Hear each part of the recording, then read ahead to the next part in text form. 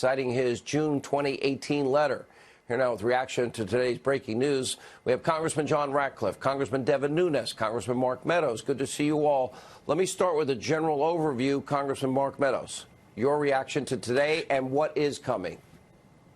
Well, obviously today was a bad day for James Comey. Only in Washington, D.C. can you have 70-plus pages of bad news and expect an apology. Here we are today with not only the director of the FBI willfully and deliberately breaking protocol. We now understand why Peter Strzok and Andrew McCabe thought that what they were doing was okay. But I can tell you the Inspector General's report and the John Durham report coming out will be more damning than this, and this was not a good day for the FBI's former director. Let me go to you, Congressman Nunes, because you've done a lot of work here, and as we have been discussing, you can't have a counterintelligence investigation unless there's a president that's authorized it and is informed about it. That brings all of this, especially into the office of Barack Obama. What questions do you one, do you believe he needs to be questioned? Number two, why did they have a counterintelligence investigation into an incoming president? And number three, what do you believe we're going to learn when the big Pfizer report comes out, and especially if, in fact, the IG concludes that these warrants were obtained illegally? Well, thanks, Sean. So, for a long time, I've been very hesitant to get too far out in front on the IG's capabilities. I believe what today is in another example. It's a building block. It's important information. So specifically, the House Intelligence Committee Republicans have referred to the Department of Justice criminal referrals based on conspiracy. Greg Jarrett ran through a number of what those conspiracies, what laws were broken under that conspiracy, so I don't have to go back through that. Now, with that said, looking at this, what do we now know today? A very important piece of evidence that I think was lost on a lot of people. James Comey came and briefed the Congress in early July of 2017. He then went to brief the President-elect Trump. The Inspector General found that he was acting as part of the investigation. So Comey himself was involved in the investigation, followed up with it the Crossfire Hurricane team that was running the investigation of the president and his team. They actually determined the classification of this. So very important pieces of evidence that would build into the conspiracy complaint that we have sent to the Department of Justice. All right, let me go to this.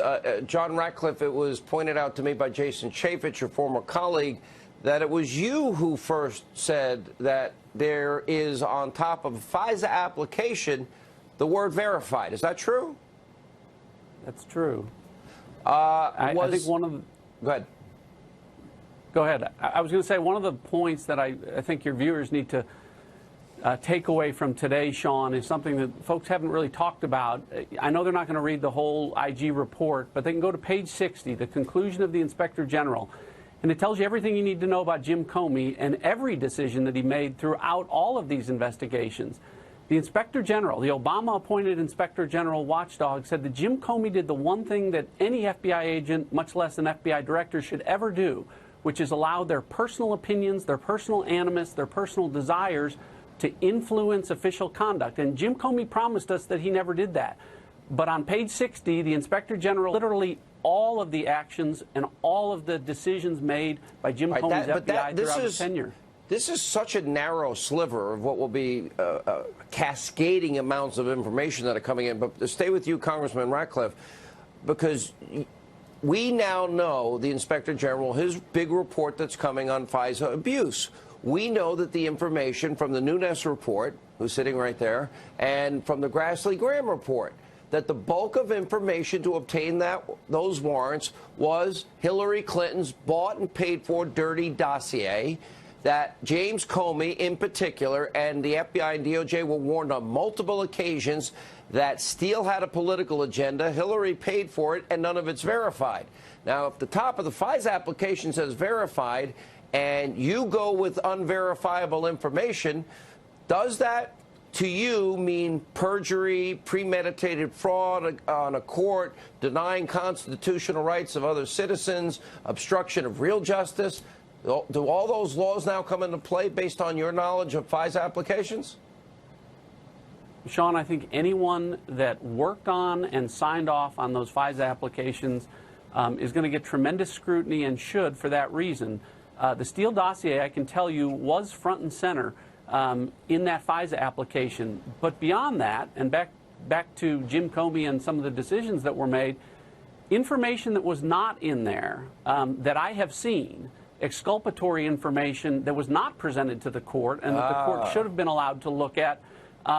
You know, the Steele dossier, as bad as it was, at least the judges were able to look at it and determine the weight and sufficiency of that evidence.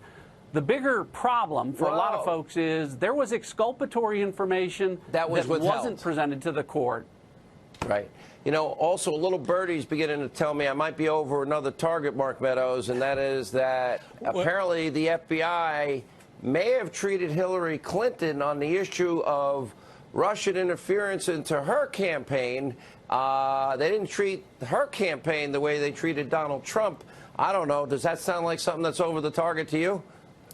Well, I think you're over the target. There's always two different standards, one for the well-connected and the one for the rest of us. But I can tell you one of the interesting points, and John Ratcliffe just pointed this out, was when you look at the information that was not included. Here's what we have to look at today's report in. We know that Papadopoulos wasn't working out for the FBI, so they moved on to the dossier.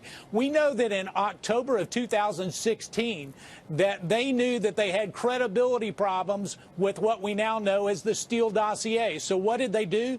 They embarked on the Comey dossier, which is part of the memos, and what they left out. They didn't tell the president when they were briefing him. They didn't tell him that the DNC paid for it. They didn't tell him that Christopher Steele had credibility problems. It's what wasn't in the memos that was concerning to me. I believe they were there trying to get information and trying to entrap the president-elect at the Trump Tower. I think it's important that our country know this. Without you three, Jim Jordan, and a few others, we wouldn't be here today. You guys have been, you know, dogged and diligent and committed to getting to the truth, and we are getting there slowly. Thank you all. When we come back.